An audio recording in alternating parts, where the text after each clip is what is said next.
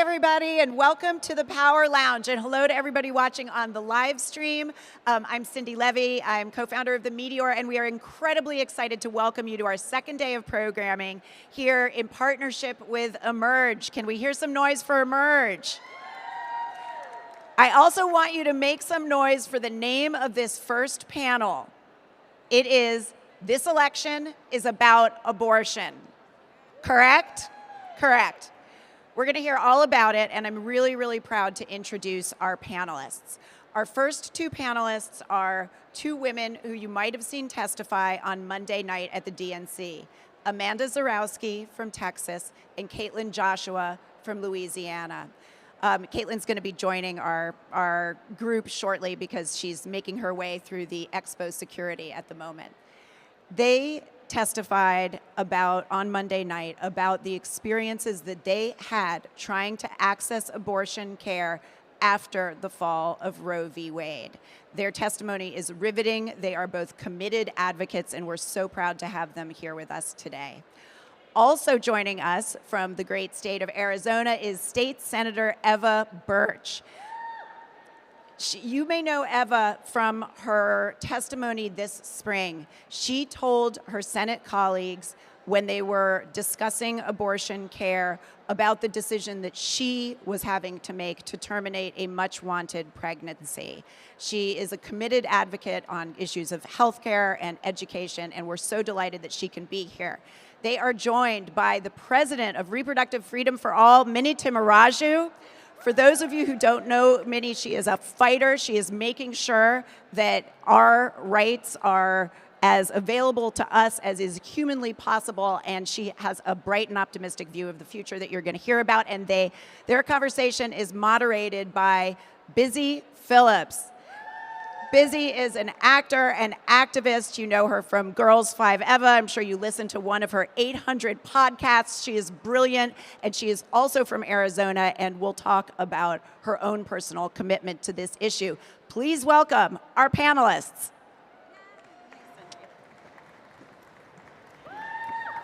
Hi, everybody. You guys sit where, oh wait, I'm in the... Don't worry about it, guys. We got it.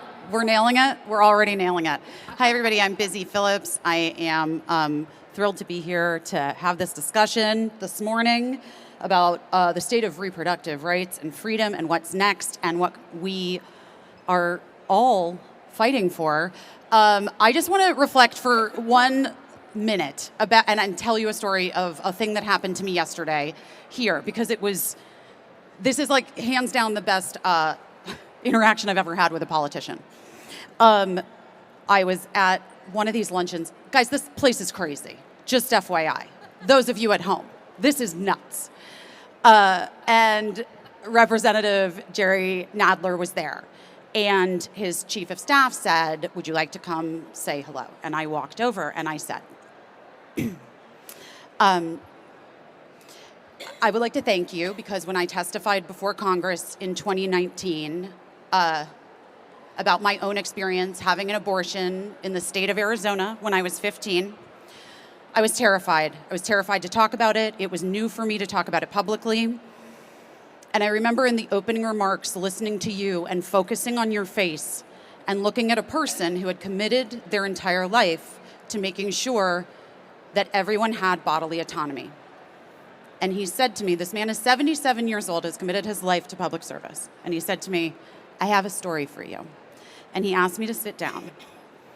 And he recounted to me in perfect detail the vote in 1970 in New York State that allowed abortion access to be available, pre-Roe.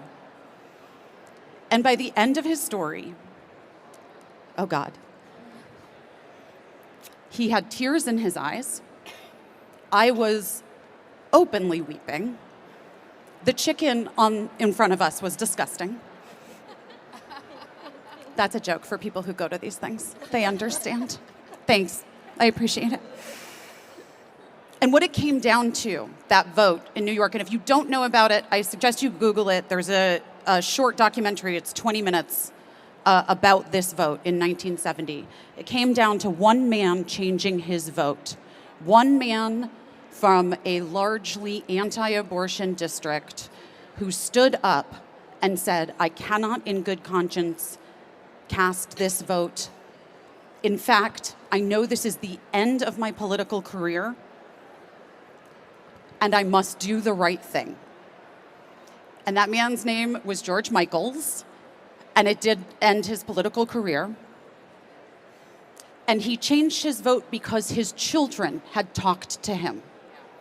And his children had impressed upon him that this was the right thing to do. And so I was incredibly moved by this experience and this storytelling, but I think it illuminates what we all know and what we're here to talk about a little bit, which is the power of continuing to share our stories. This has been an incredible convention for reproductive justice. Amanda, how are you? How are you feeling after Monday night? Both exhausted and exhilarated. I mean, Busy's right. This is crazy. But it's also so empowering. The energy in these rooms is absolutely electric. One of my friends on Tuesday night after the Obama spoke said, she texted me and she said, is there even a roof left on the United Center? Because I'm pretty sure y'all just blew it off. Like, it is so exciting to be here and to see the energy and see people mobilizing. Mm-hmm. And if you missed, Amanda and her husband Josh spoke about their experience, horrific experience post-Roe. And I said to Amanda just now, this is, for me, a person who has spent my life wanting to be in front of cameras, it was still terrifying to talk openly about a very personal experience I had. And for you, a person who, this was not a thing that I think you probably ever thought would even happen to you. Now, you've become such a strong advocate. How many states have you been to in the last, I mean, this woman is, you are running around. How many states is it? You just told me. I think at last count, we've been to 9 states and 35 cities since March. Come on. And do you feel, as you've continued to share the story of what happened to you and you being denied care and being forced to go through what you did, have you felt change? Have you talked to people when you're out there on the road who are thinking differently about it now? Absolutely. I think folks are really motivated by this issue. I think most people have a story, or if they don't have their own personal story, they know someone who has, or maybe they're afraid that they're going to find themselves in a situation like I was in. And so people are talking about this, and we're seeing these personal stories move the needle and galvanizing people and getting people to register to vote. Hopefully they will vote in November. They'll get their friends to vote. I think this is really changing the narrative, and I think it's getting people not just interested, but really active in this election. Minnie, you run Reproductive Freedom for All, formerly NARAL.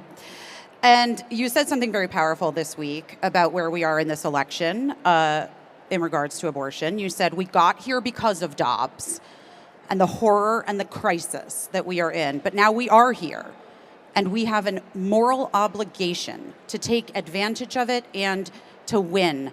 A moral obligation.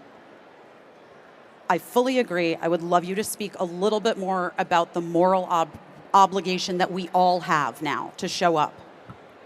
Thanks, Busy. And I just want to emphasize that, Amanda and her colleagues, maybe that's the best way, Kaitlyn, who's going to join us, so many of the women who've been out there telling their stories now and even before Dobbs, right? There's so many amazing abortion storytellers have really done profound work to reshape the narrative and raise awareness in this country, and it's at personal cost for them. Oh, honey, let's talk about the death threats. It's at grave personal, and it takes a certain level of privilege to be able even to do it, which I know Amanda and I have discussed. So they're heroes in my mind, and I just want to acknowledge that. Oh, hello, thanks, I was just talking about how you're a hero. So the genesis of that comment, Busy, is I get asked a lot, how did we get here? How did we get here? Why didn't we codify, legal abortion federally sooner? We had a believability gap, right? Many of our orgs for a very long time and our activists, particularly the reproductive justice activists, have been shouting about this for decades, since Planned Parenthood v. Casey, but even before that. This is happening. It was already happening in Texas before Dobbs, right? And folks couldn't believe that such a it's a sacrament almost, right? This right could be taken away. So when folks are like, how are we winning? When did Democrats get so comfortable with abortion? I'm like, well, because of this horrible thing. Now everybody's aware of it. And frankly, a lot of our friends who were very uncomfortable before feel like they have to engage now. So we have to exploit that, right? We have to exploit it. And we have to make sure they don't get too comfortable and go backwards, right? Right. I say this amongst our friends, to our friends. I'm here at the Democratic National Convention. I'm a Democrat. But there are people who are talking to me about policy solutions who didn't want to talk about this issue just 2 years ago. I was going to bring that up. Yeah. I was even thinking just in 2020, we saw not one question about abortion in the debates. And now we are making, as the Democratic Party is making a point to every single night. And I just want to say, as a real Oprah fan. Yeah. And I want to say that, Kaitlyn, thank you for joining us. I know the security is tough, and I'm going to talk to you because I just want to say, when Oprah stood up, you guys, and said, the women and men who are battling to keep us from going back to a time of desperation and shame and stone cold fear, they are the new freedom fighters, and they are the very best of this country. And that is you. Guys, Oprah. Kaitlyn, how was Monday night for you? It was amazing, to say the least. I will say that when I saw the video, that was the first time we had seen the video, I was filled with emotion, had to kind of keep it together up there, but certainly knew that we were standing up there for so many thousands of women that are fighting for reproductive freedom every day with their lived experiences, and there's nothing that compares to that feeling. And to your point, Busy, where you talked about how we didn't hear about this as much 4 years ago, or even a couple of years ago, but see that it is really the issue that people are voting on this year, that is very refreshing, and I think the audience reaffirmed that. Well, Kaitlyn, you couldn't even get seen at the hospital while you were miscarrying. You were sent home with prayers. That is, can you tell us a little bit more about that experience? Yeah, that experience is so many experiences of women back home in Louisiana and Texas and the Deep South, period. I literally just finished looking at a few DMs in an interview I was in earlier where people were still sending me their stories of different hospitals that I went to that are still doing the same thing, sending people right home in 2024, excuse me. And so in that moment 2 years ago, almost 2 years ago in September, my husband and I found ourselves in a healthcare crisis where I went to a hospital in Baton Rouge, went to another hospital the second day. As my miscarriage, the symptoms kept getting worse. The pain was so unbearable. And here I am driving myself around Baton Rouge trying to find care. And that is no way that any woman, you're already dealing with such a crisis and having to process the non-potential of a baby, right? But then also to have to deal with politics in this moment and physicians that won't look you in the eye, won't even say the words miscarriage, much less give you a medication abortion or a DNC procedure, which is absolutely what I deserved at 11 weeks, almost 12 weeks pregnant. And so I will keep fighting. I was kind of chuckling earlier today where I saw the Attorney General of Louisiana stated yesterday that my experience is not valid, that these are not real stories happening, and that the healthcare system has not changed in our state. And that is absolutely unfactual. So we've got to go even harder to do away with some of this misinformation that the Republican Party is still putting out today. Yeah. That's right. And we have to keep telling the stories and talking about it. Eva Burch, Senator Burch, I was going to say it's an honor to meet you. That was initially what I was going to say. But then when Eva got here, she said, Busy, in high school, we were involved in the Creative Coalition Through the Arts. What was it called? What was it? Cultural Connections Through the Arts. I can't remember it. She's like, we did Cultural Connections Through the Arts. I'm like, oh my God, we totally did. So we have a very deep connection. And I asked her, do you remember what that was? And she said, no, I don't really. And I said, but we're both here, so maybe it did something. But Eva spoke openly in Arizona in March about her experiences and your actual experience at the time of needing abortion care and what you were going through. And I want you to just speak to, and if you haven't watched that, I highly recommend it. I highly recommend, it is incredible, speaking real truth to power on the state floor in Arizona. Eva, will you set the stage a little bit for people at home about what was happening in that moment, both in the state and in your personal life? Yes, Busy, thank you so much, and I just appreciate everybody giving this issue the attention that it needs. We have to keep this conversation at the forefront where it belongs. My Republican colleagues are on the wrong side of this issue, and it's hurting them politically. But we know that the abortion issue isn't the only issue that is hurting our communities, and so it's something that we really have to take advantage of in this moment where it is impacting so many individuals in such a profound way as we continue to see these bans going into effect state after state after state, and as we continue to see these initiatives getting on the ballot to protect abortion state after state after state. This is our moment, and this is the issue that can get us across the finish line. Earlier this year, I became pregnant. My husband and I had been trying to get pregnant for quite some time. We had already experienced 2 miscarriages before this pregnancy in the 2 years leading up until this event. This was a pregnancy that I wanted very much, that we were very excited about. We knew what we were going to name our baby. We were ready for this. We wanted to be parents. My husband doesn't have any children of his own, and I can't tell you the depth of my desire to have his baby.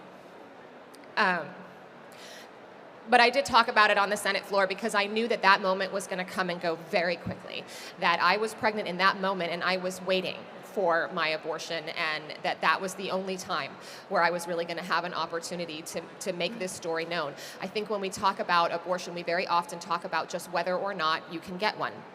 But that isn't the whole story, because my Republican colleagues are constantly trying to find other ways to prevent and prohibit and sour the experience and make it difficult for practitioners to provide abortion in states, make it confusing for patients when they go to have their procedures done. In the state of Arizona right now, there is mandatory counseling, and it isn't the physicians, it isn't doctors and medical professionals and scientists who are coming up with this counseling. They are scripted by politicians who are trying to talk women out of getting the care that they need.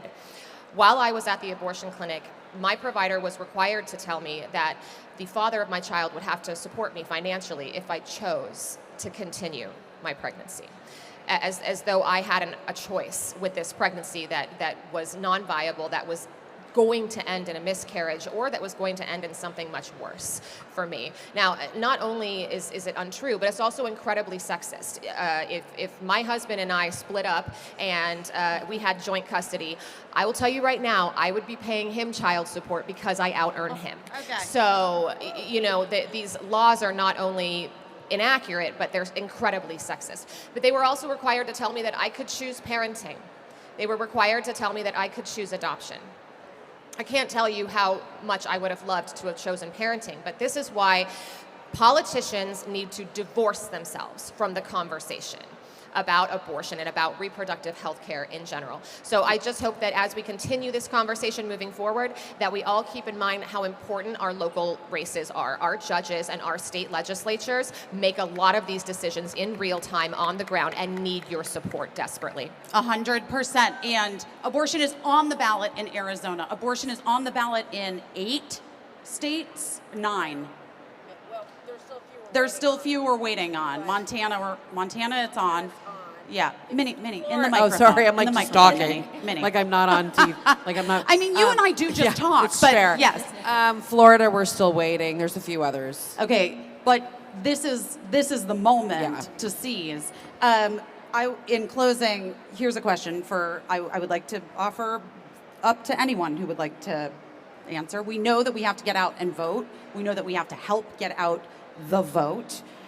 What's the next most important thing that we can all do to continue this conversation so that in 4 years we have elevated, we've gone further and not gone backwards. Eva and I were talking about this, like, who knew when we were teenagers in Arizona? She knew me after I had had my abortion. Who knew that here we would be all these years later, and that it would be more restrictive for you as a grown-up desperately wanting to be a parent than it was for me at 15. So what do we do? Actually, Minnie, I'm going to start with you, and then anyone else can jump in. And I can be, well, we're at the DNCC, so I'm going to be super partisan for a minute and say, we cannot tell enough Americans who the villain is here. We have to keep reminding folks who did this. It was Donald Trump and MAGA extremists who created this court, right? It's those same folks in Texas and Louisiana and Arizona who are leading this fight on the other side to take away our rights. More Americans than we realize do not know that. So it's really important to get them to vote, but we also have to get them to vote for the folks who are going to fix the crisis, not the folks who caused the crisis. So there has to be a lot of voter education. So I keep repeating, like, Donald Trump created this. He brags about it. He says it's a beautiful thing. Kamala Harris has worked her entire career on gender equity and reproductive freedom. She will fix it. And we have to deliver a Congress that will send her a bill that she can sign, period. That's the narrative. J.D. Vance doesn't trust women, frankly, probably hates us. Tim Walz and Gwen Walz have talked about their own journey through infertility, and he signed the first progressive piece of legislation to expand access and protect it in Minnesota right after Dobbs. So the contrast is really clear. The other piece of it is the organizing can't stop on Election Day. We are now newly important to this party in a really profound way. We've got to keep holding accountable. So you win, and then there's the accountability piece, which we cannot stop. Mm-hmm. Eva? Well, I can't ever stress it enough that our elections are local, and that if you are looking to get involved, and it seems sort of perilous, you know, I don't have this story, I don't have a platform, how can I participate? Just keep in mind that so many of these decisions that impact our day-to-day life are happening at the smallest level of government, and sometimes ridiculous things can be what interferes with our freedoms, like somebody didn't collect enough signatures, or somebody didn't have enough money to get through their campaign and to get the word out about their positions, or whatever the case may be. So my advice to everyone would be to volunteer and to donate to the small local campaigns in your community. If you're unsure where to go, you can go to evafораrizona.com and make a contribution there. In Arizona, we have the Arizona Democratic Legislative Campaign Committee, the ADLCC, wonderful organization where you can make contributions. You can sign up to make phone calls, to send out text messages, to knock doors. These are the things that help us win elections and that help to keep our stories at the forefront and make sure that our rights are protected at every level of government. Well, thank you, Eva. Thank you all. And I would just like to offer that, piggybacking on my experience yesterday with Representative Nadler,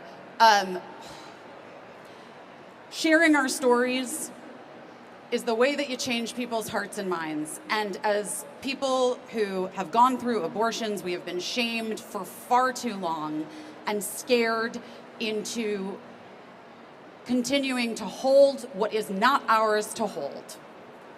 And the more that we can talk to one another about our actual experiences with healthcare. Guys, my Diva cup is in right now. Tampons don't work for me, you know what I mean? But the more that we can continue to share our stories, there's no right or wrong reason why someone maybe chooses to have an abortion. But we need to have access to it. It needs to be available to everyone and affordable. And as we say, Roe is the floor. We can only go up from here, and we will. Thank you all so much. Please stay tuned for the next panel, The Power of Mothers. Guys, let's do it. Thank you. Thanks, everybody.